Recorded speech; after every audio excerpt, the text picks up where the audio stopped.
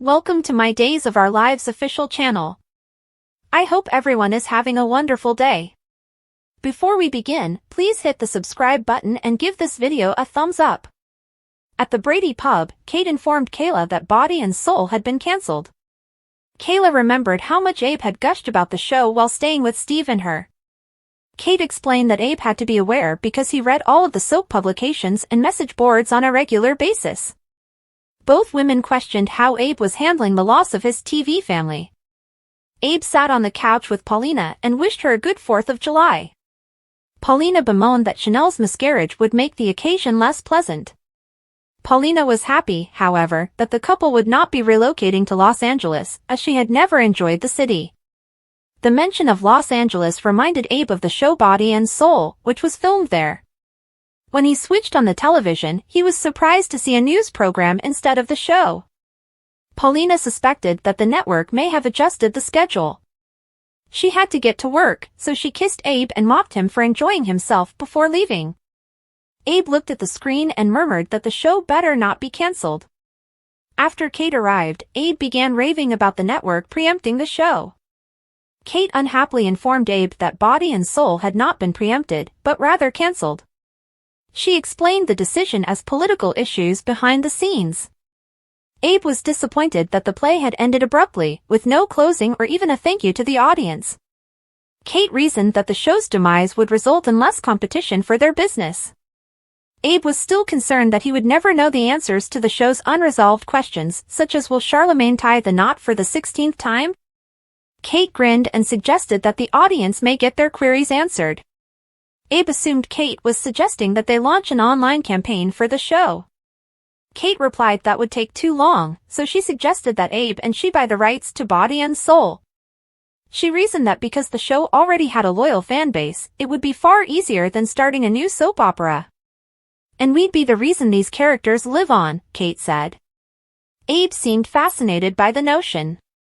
Stephanie ran into Jada's office at the police station and requested her assistance with Everett.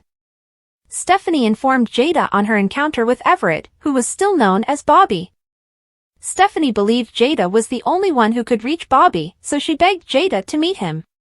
Stephanie stated that she was motivated not by her relationship with Everett, but by the desire to help Everett, whom she described as a good person. She didn't want Everett stuck and imprisoned for the rest of his life. Jada stated she had struggled with the realization that the man she had loved was not real. Stephanie stated that Bobby would always be a part of Everett, as per Marlena. Jada eventually granted Stephanie's request. Marlena called Johnny to check in at her and John's house. After hanging off the phone, she answered the door to find Steve waiting for her. Steve entered and informed Marlena that he had an update on his conversation with Jada at the police station. Steve admitted to assisting Clyde escape, but he assured Marlena that he had left John's name out of it. However, Steve informed Jada that he still thought he had an accomplice. Steve shifted the conversation to John, asking how his partner had been doing on the vacation to Greece. Marlena admitted that John still did not seem like himself. She surprised Steve by saying that John had nearly murdered him. After Marlena filled Steve in on the events following the wedding, Steve recalled how John appeared bewildered at one point after Steve was shot. Steve vowed that if John had been staying away out of fear of hurting Steve, he would be the one to bring him home. Marlena tried to dissuade Steve out of leaving because it would violate his probation. She praised Steve for assisting John, but she knew John would not want Steve to put himself in any further danger.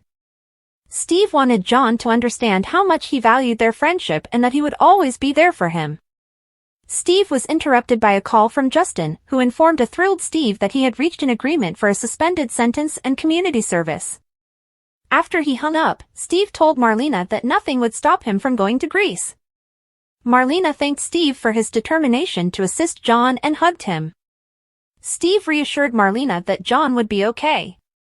Julie approached Chad at the Horton house while he was watching the video of the mysterious woman. Julie asked Chad to take a break, but she revealed that waiting for the technicians to improve the video quality had been terrible. Chad wondered if the woman was Abigail. He informed Julie that the technician had had limited success in enhancing the footage, but that the technician would hopefully be able to tell them whether it had been manipulated. Chad chided himself for no longer recognizing Abigail's actions and demeanor. Julie reminded Chad that Clyde had intended to drive them insane with uncertainty.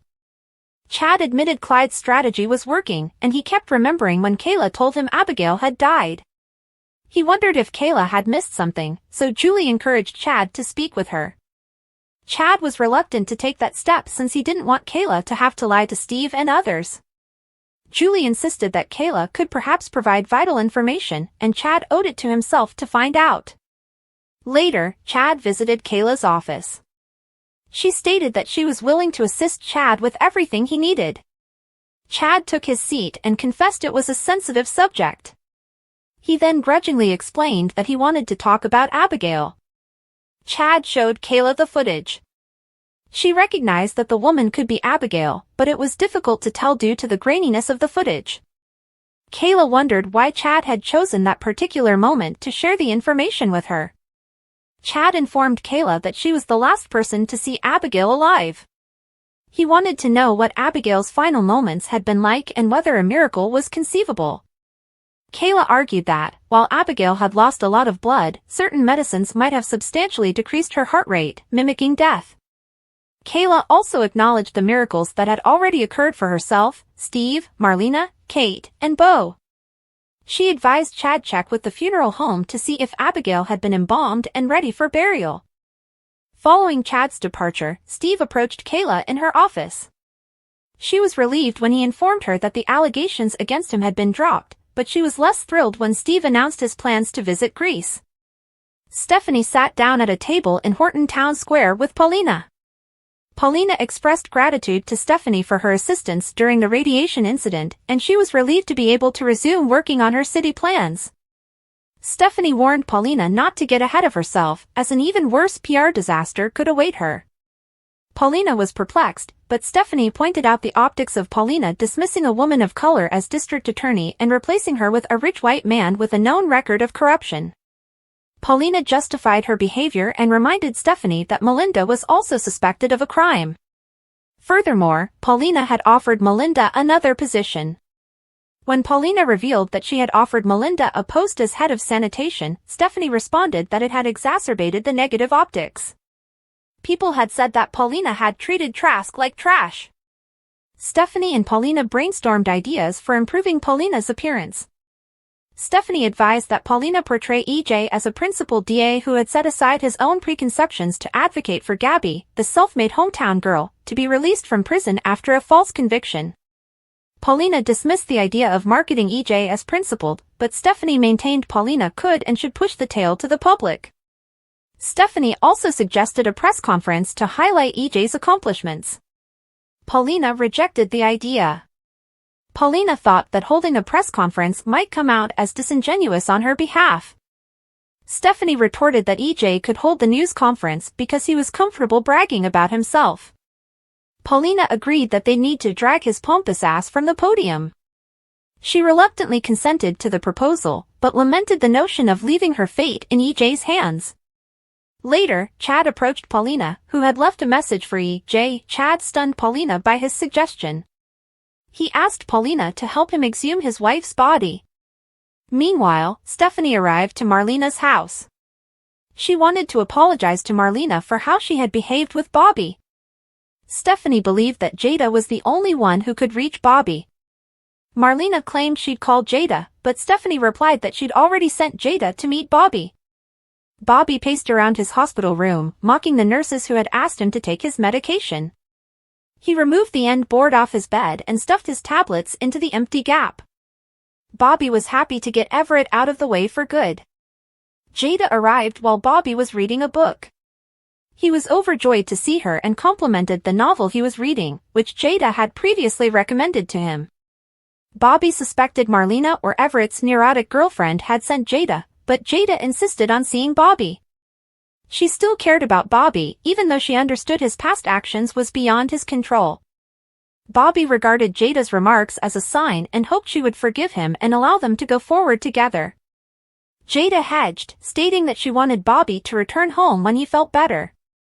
Bobby backed away, calling himself dumb. He understood Jada genuinely wanted Everett to come home. Jada reminded Bobby that he was an alter ego for Everett's host personality. Bobby became outraged, accusing Jada of viewing him as a parasite, a defect, and an illness. He exclaimed that Jada had no idea of the horrors that Everett had witnessed, and that Bobby had spent his entire life protecting Everett. Jada said that she regarded Bobby as heroic, admirable, and strong. Bobby cooled down, so Jada tried to persuade him that the only way he could help Everett was to let him confront his past. Bobby said that Jada wanted to get rid of him, but she believed that Everett's return was the best option for everyone. She reassured Bobby that he would always be a part of Everett. Bobby pressed Jada about the pressure she must have been feeling, claiming that he could give her something Everett could not. When Jada protested that their relationship was gone, Bobby chuckled and said he hadn't been talking about it. "I can help you solve a crime," he boldly stated. Jada asked Bobby if he had committed the crime, but he did not respond. Instead, he teased her about imprecise things. She was fed up and questioned him if the alleged offense was serious. "Nothing too serious, just a murder," Bobby explained with a grin. Jada demanded that Bobby stop fooling her and hand over any information he had.